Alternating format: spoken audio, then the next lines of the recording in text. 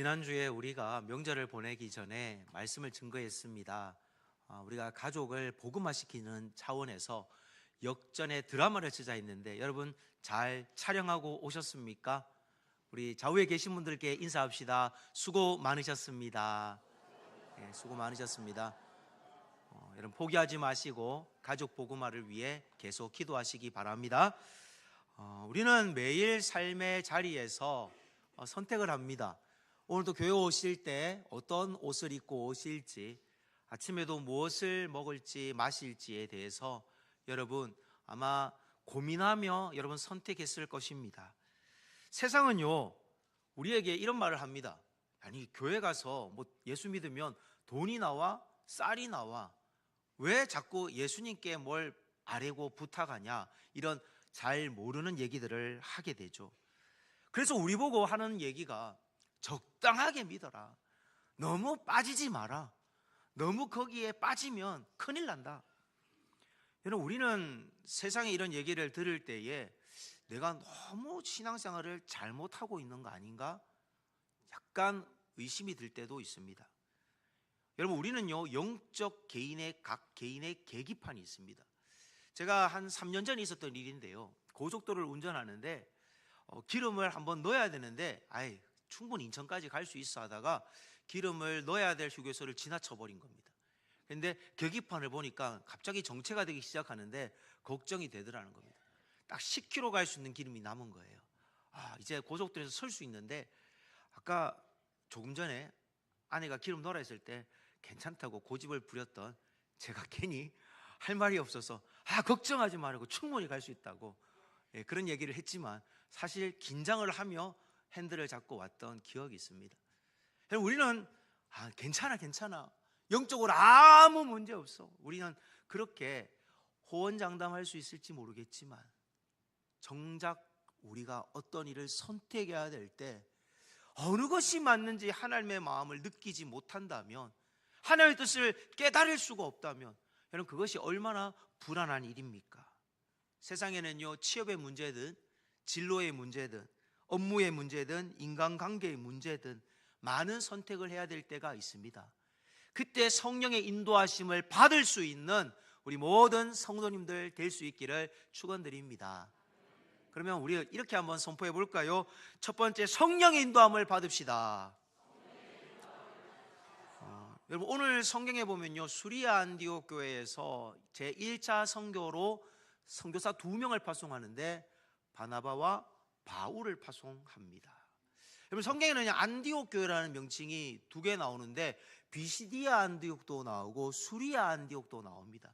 비시디아 안디옥은요 여러분 아시아 지역에 있는 곳이고, 이 제가 말씀드린 수리아 안디옥은 이스라엘 땅에 있는 그쪽 지역입니다. 그래서 가끔 아시아 그러니까 동남아시아를 생각하시는 분들이 계세요. 거기가 아니고 터키, 여러분 다른 말로 요즘은 티르기에라 그러잖아요. 티르기에가 있는 지역이 성경에 말하는 아시아 지역입니다. 자, 제가 지금 말씀드린 이 수리아 안디옥에서 교회에 2명의 선교사를 세운 겁니다. 그런데 그냥 세운 게 아니라 성령의 인도하심을 받아 세웠다라는 겁니다.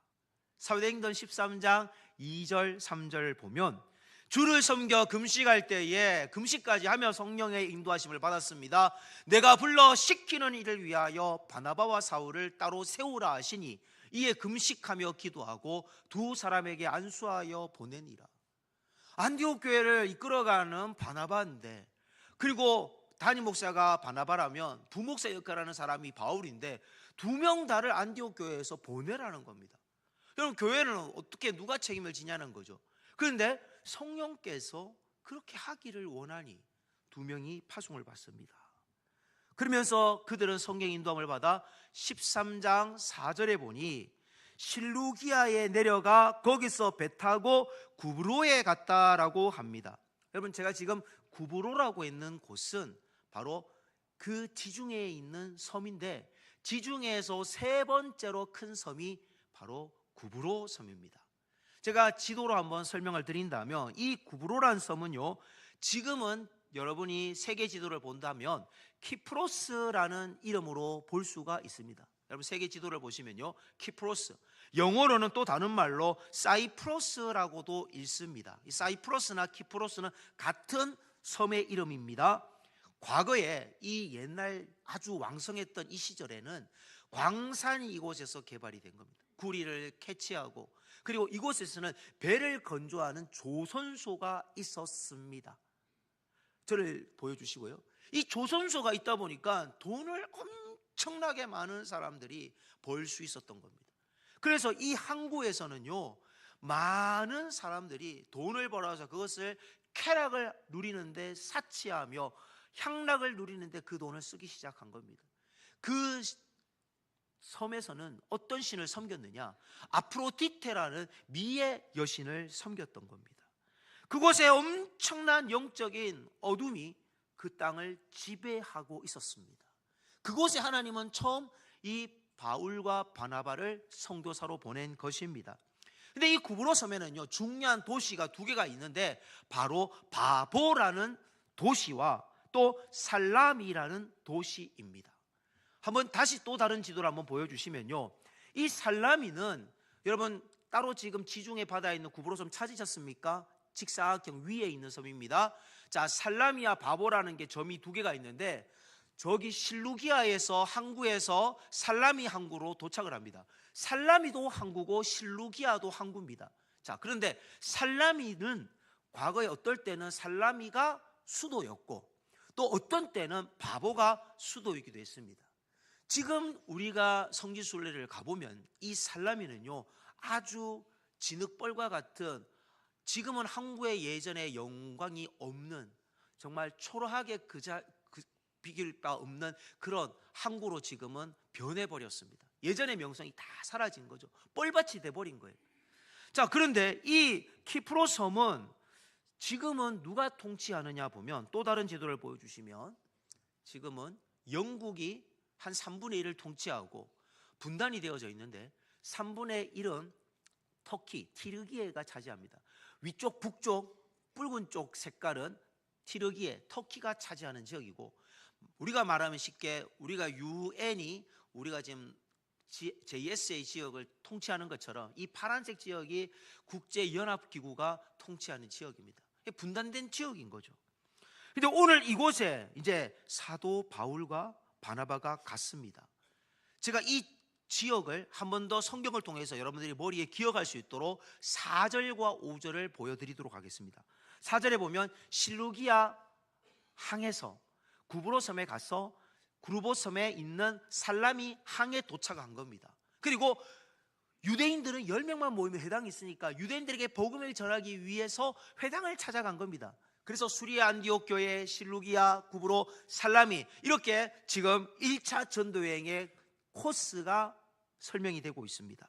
근데 중요한 거는 이 구브로 섬에 아주 어둠을 사로잡힌, 악한 영에게 사로잡힌 이 선지자가 있었는데 바로 엘루마라는 거짓 선지자입니다. 이 엘루마라는 거짓 선지자는요, 이름은 바예수라고도 합니다. 예수의 아들이란 뜻이죠. 그러나 속임수로, 마술로 사람들의 마음을 현란하게 속여서, 와, 대단한 능력자다, 저 사람에게는 하나님과 같은 신이 있는 것 같다, 이런 착각을 불러일으키게 했던 거죠. 그런데 그 구브로 섬을 통치하고 있는 총독이 사람을 다스리는데 자기에게는 불안감이 늘 있으니까 뭔가 무당에게 늘 의존하는데, 그 무당과 같은 역할을, 영매의 역할을 했던 사람이 바로 이 엘루마라는 거짓 선지자였습니다. 그런데 이 바울이 와서 복음을 전하니까 엘루마라는 거짓 선지자가 두려움을 느낀 거예요. 참 빛이 오니까 거짓 어둠이 두려움을 느끼고 바울의 복음을 전하지 못하게끔 회방을 하기 시작한 겁니다. 복음을 전하지 마십시오. 복음을 전하는 바울에게 계속 적대적인 말을 합니다. 그리고 총독에게 그 말을 듣지 마십시오라고 하는데, 총독은 지혜로운 사람이어서 이 사도 바울의 말이 굉장히 논리정연하고 굉장히 학적이며 뭔가 들을 만한 내용이 있어서 자꾸 바울의 말을 가까이 하게 된 겁니다. 여러분, 오늘 이 영적인 어둠을 바울은 정확하게 볼 수 있는 영안이 있었습니다. 여러분, 예수를 믿는 우리는요, 우리 안에 있는 영적인 어둠을 볼 수 있어야 되고, 때로는 교회와 내가 속한 가정과 이 나라를 보면서 지금은 어둠이 역사하고 있구나, 이거를 볼 수 있는 영권이 있으셔야지 신앙생활을 여러분 행복하게 할 수가 있습니다. 사도행전 13장 9절과 10절에 보면요, 바울이라고 하는 사울이 성령이 충만하여 그를 보니까 딱 보니 마음에 이건 거짓 영이 사로잡혀 있구나, 악한 영이 사로잡혀 있구나, 모든 의의 원수며 마귀의 자식이고 주의 바른 길을 굽게 하기를 그치지 않는 악한 것에 사로잡힌 것을 본 것입니다. 그래서 우리는요, 성령의 내적 음성을 듣는 훈련을 하지 않으면 우리도 어둠이 틈타면요, 내가 어둠에 틈탄지도 모르고 나는 주의 일을 열심히 하고 있으니 아무 문제 없다, 여러분 자만에 빠지거나 착각에 빠져서 교회 일만 할 수 있는 것입니다. 내 열심으로 교회 일을 하는 것이 아니라 성령의 내적 음성을 들으셔서 성령께서 하라 하면 하고 하지 말라면 하지 않는 것이 여러분 진짜 성령의 사람입니다. 그러나 많은 성도님들이 이 성령이 지금도 바로 보혜사, 바로 옆에서 돕는 영인데도 불구하고 이 성령의 음성을 듣는 훈련이 되어 있지 않아서 잘 인식을 못합니다. 전능하신 그 하나님의 능력을 예수 그리스도께서 승천하시면서 우리에게 말씀하시기를 내가 보혜사 성령을 너에게 주겠다 했는데 그 성령과 동행하는 삶을 누리지를 못하는 거예요. 여러분, 주가가 상승하는 것에는 관심이 있죠? 관심 없으세요? 근데 주님이 승천하시면서 우리에게 약속하신 보혜사 성령에는 왜 관심이 없습니까? 조용기 목사님 아십니까? 여유순복음교회 세계적인 목사님이시죠. 그분은 매일 아침마다 이렇게 기도를 합니다. 한번 따라해 볼까요? 성령님 환영합니다. 성령님 인정합니다. 그럼 다시 한번 해볼까요? 성령님 환영합니다. 성령님 인정합니다. 저는 이거를 포스트잇 써서 제 방에 가장 잘 보이는 제자리에 붙여서 가끔 보고 있습니다. 성령의 능력은요, 여러분 항상 흘러가는데 그러나 우리의 영혼에 관이 막혀 있으면 성령께서 여러분 그 더러움이 나가기 전까지 역사를 안 하는 겁니다. 물론 성령께서 강하게 역사하셔서 뚫어올 수도 있지만 여러분이 진정으로 통회하기까지 성령이 말할 수 없는 탄식으로 우리를 위하여 기도하고 계시는 것입니다. 회개하라고 깨달음을 주시는 거죠. 지금도 성령께서는 여러분 각자에게 말씀을 하고 계십니다. 이 성령이 여러분 안에 역사하지 않으면요, 여러분 죄가 우리 안에 고이게 되고 마치 사회 바다와 같이 흘려보내는 것을 못하고 움켜쥐고 빼앗길까봐 놓칠까봐 여러분 아등바등하는 삶을 살아가는 거죠. 그러나 성령이 역사하는 사람은요, 나누고 꾸어주고 베풀어도 또 주실 것을 믿기에 의심하지 않고 날마다 믿음으로 살아가는 줄 믿습니다. 제가 조카가 좀 요번에 카톡을 제가 우연히 보게 됐는데요, 믿음생활 잘하는 이 조카가 이런 글을 카톡 대문에 올려놨더라고요. 기도가 쌓이면 무너지지 않고 말씀이 쌓이면 요동하지 않습니다. 준비하십시오. 하나님이 나를 통해 일하시도록 나의 통로를 막고 있는 자아와 이기심을 치우고 내 매 순간 주님의 미세한 음성에 귀 기울이며 기대하십시오. 하나님이 나를 통해 하실 일들에 순종하는 삶을 살아야 합니다. 우린 순종하기 위해 내 안의 욕망과 내 안의 거짓됨과 내 안의 탐욕을 버려야 합니다. 오살드 챔버스가 쓴 성령론이라는 책에 보면요, 내가 성령을 받으면 무슨 대단한 능력을 남들이 경험해보지 못했던 나는 삼층천을 받노라라고 여러분 자만에 빠질 수 있는 겁니다. 그러나 진정한 성령의 능력은요, 내가 어떤 능력을 한 가지 더 경험했다고 해서 내가 유능하다, 자만에 빠져서는 아니고 오직 내가 받은 은사가 교회를 위해서 그리고 오직 예수 그리스도를 영화롭게 하기 위해서 이 능력을 사용해야만 한다라는 것입니다. 여러분 성령을 받으셨습니까? 성령을 받아야지 여러분 세례를 받은 겁니다. 성령을 받으셨습니까? 그러면 이제는 옳고 그름을 구별할 수 있는 믿음의 성장이 있기를 축원합니다. 그럼 어떻게 해야 될까요? 두 번째, 어떻게 해야 되느냐? 엘루마를 주의합시다. 따라합시다. 엘루마를 주의합시다. 자, 엘루마가 누구였습니까? 아까 조금 전에 말씀드렸던 그 거짓 선지자 바울을 말을 듣지 말라라고 자꾸 총독에게 거짓말을 했던 사람이죠. 이 시대에는 엘루마 같은 사람들이 살고 있고, 엘루마와 같은 사건, 사물, 상황들이 우리에게 있습니다. 믿음의 부모님들, 고3이 되면 우리는 그래도 덜하지만 이 서울에 있는 교회들은요, 부모님들이 고3이 되면 자녀들을 대학을 안 보낸다는 거예요. 자녀들을 교회를 안 보낸다는 거예요. 대학 들어가고, 그래서 주일 성수 신앙이 아니라 학원 성수 신앙으로 가르치고, 대학 들어가고 나서 교회를 나가라. 여러분, 대학 들어가도 신앙을 챙겨도 늦지 않아. 이렇게 아이들을 회유하는 겁니다. 성령님께서 여러분 하루 살아가는 저와 여러분들에게 월요일부터 토요일까지 가정에서, 직장에서, 그리고 학교에서 저와 여러분을 어떻게 역사하시느냐, 그리스도의 대사로, 외교관으로 여러분이 그곳에서 역할을 감당하기를 응원하고 계시는 거예요. 엘루마를 향하여 바울이 선포했던 그 어둠이 우리 안에서 물러가서 여러분이 있는 그곳에서 그 대사의 역할을 힘있게 감당할 수 있기를 축복합니다. 앞이 보이지 않는 망망대해에 여러분 나침반도 없이 여러분 보이지 않을 때 우리에게는요, 주님이 성령의 인도하심이라고 하는 기도를 통해서, 말씀을 통해 주시는 성령의 음성을 통해 우리는 하나님의 인도하심을 받을 수가 있습니다. 제가 아는 청간욱 목사님, 여러분 청간욱 목사님 아세요? 세상을 구원하기 위해 흘려야 할 피가 필요하다면, 이런 찬양도 부르고, 예전에 목동 제자교회에서 찬양사역자인데 디사이플이라는 찬양팀으로 굉장히 유명했던 목사님입니다. 이분이 군대에 있을 때 있었던 일이에요. 이 목사님이 너무나도 찬양사로 인기가 많으니까 군대에 위문 오는 청년들이 많았어요.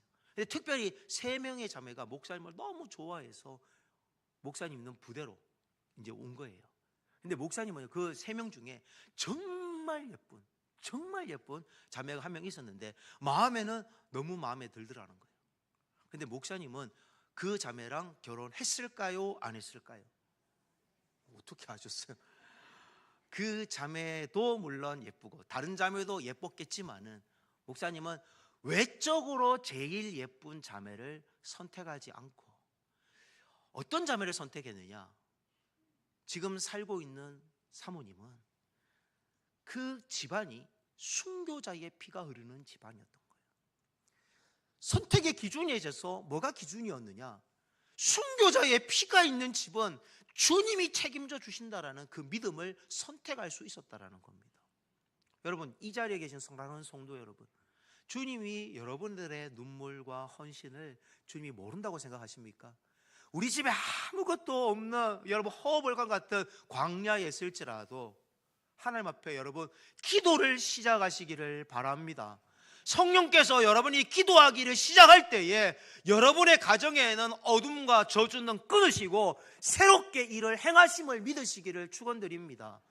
기도를 뿌린 가정은요, 자녀들이 복을 받든지 여러분 당대가 복을 받든지 두 개 중에 하나는 반드시 복을 받습니다. 하나님은 정말로 공짜가 없습니다. 성경에도 심은 대로 거둔다라는 거예요. 기도를 심으십시오.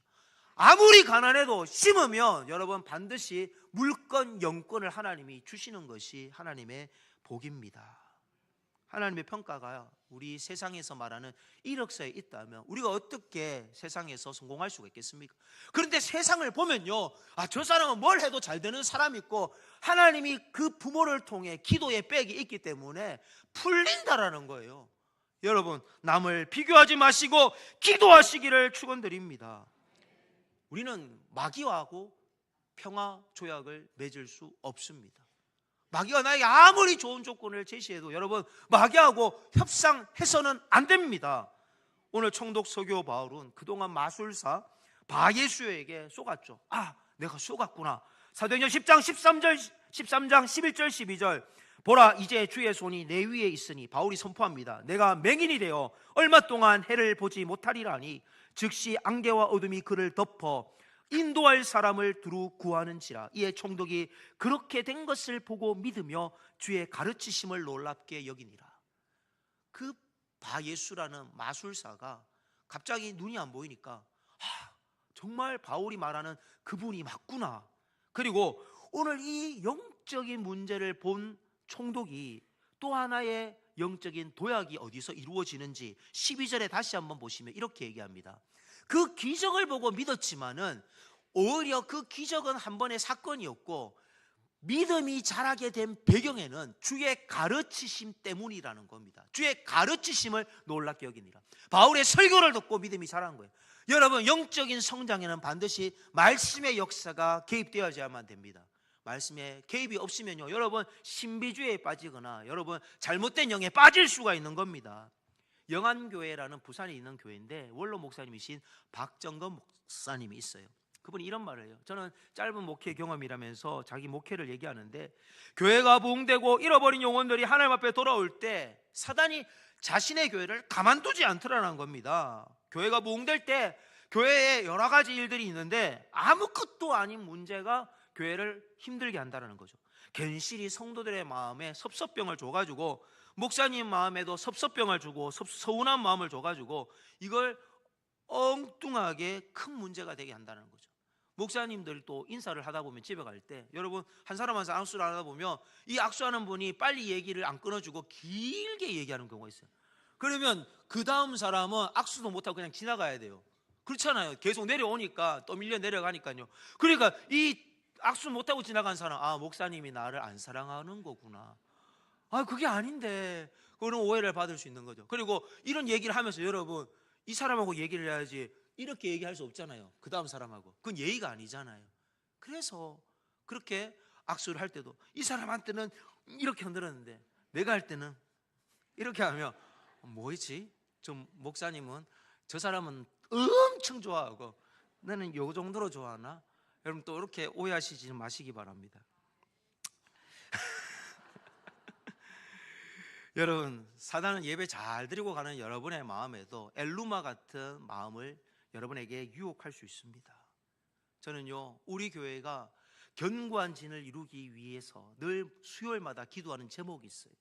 여러분 매일 드려야 될 기도 제목 중에 수요일 기도 제목을 한번 보십시오. 당회원들을 위해 기도하고, 그리고 구역장을 위해 기도하라는 게 있어요. 가장 교회의 중요한 역할은 구역장이고 당회원이에요. 장로님들이 흔들리고 목사가 흔들리고 부교육자들이 흔들리고 여러분 교사가 흔들리고 구역장이 흔들리면요, 다음 세대가 죽고 장년부, 청장년부가 다 흔들리게 되는 겁니다. 그래서 수요일날 기도는 이 새벽에 같이 기도하자라는 겁니다. 주보에는 없지만 제가 수요일날 교사들을 위해서 기도하고 있습니다. 여러분, 교회가 부흥하다가 몰락한 교회들이 왜 그런지 아십니까? 사소한 거예요. 그냥 서로 간에 오해가 생겼어요. 말에 다툼이 생겼어요. 그게 감정의 벽이 생기고 그것이 마귀가 틈이 타가지고요, 그것이 SNS에 올라가고 그 교회 문제 있더라 그러면서 성도들이 조금씩 빠져나갑니다. 그러고 나서 어떤 일이 벌어집니까? 신천지 같은 이단들이 들어와서 성도들의 마음을 미혹해서 영적인 대적자와 또 맞서게 합니다. 결국 그러면서 교회가 깨어지고 부서지고 없어지게끔, 이런 마귀의 장난이요, 여러분 정말 교회에서 예를 들면 주일학교가 간식을 줍니까 안 줍니까 이런 거 하나 가지고, 어떤 간식을 주느냐 안 주느냐 이런 사소한 거 하나 가지고도 마귀가 역사할 수 있습니다. 간식을 안 주면 되지 왜 줍니까? 여러분, 우리 교회는 어떤 일이 있어도 내가 마귀의 도구가 되지 않도록, 여러분 성령의 도구가 되도록 여러분의 입술을 절제하시기를 바랍니다. 하와는요 뱀의 유혹을 받았어요. 마귀가 그 안에 들어갔는데 뱀이 시키는 말을 그냥 그 말에 쏙 넘어간 거예요. 하나님의 말씀을 가지고 마치 하나님이 말하는 것처럼 뱀이 유혹을 했어요. 지금도 마찬가지예요. 마귀는 하나님이 말씀하는 것처럼 포장을 해서 우리를 유혹하는 거예요. 그래서 우리는 기도를 해야 됩니다. 그래서 저는요, 어떤 일이 있어도 여러분이 바빠도 힘들어도 주일날 무조건 예배를 드려야 되고, 오전 한 번으로는 사실 불완전해요. 오후에도 남아서 예배를 드려야 되고요. 무엇보다 목요일날 나와서 예배를 드려야 됩니다. 왜냐하면 부르짖어야 돼요. 여러분, 우리가 기도 생활을 사실 부르짖는 장소가 없기 때문에 기도가 힘이 약해요. 새벽에도 기도할 때 부르짖는 분들이 잘 없어서 약해요. 그런데 부르짖으면 영이 뚫립니다. 혈관이 막히면요, 여러분 동맥경화 오면 바로 넘어지잖아요. 앰뷸런스 와야 되잖아요. 영적인 원리도 똑같습니다. 괜찮겠지 하다가 영적 계기판에 앵꼬가 떨어지면요, 저처럼 10kg까지 떨어지면요, 그때는 심각해지는 겁니다. 여러분이 달려야 될 시온의 도로가 막히는 겁니다.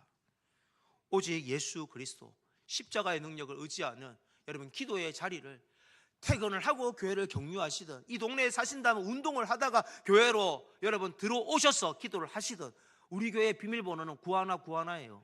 공식적으로 얘기합니다. 기도하세요. 문 잠그고 가세요.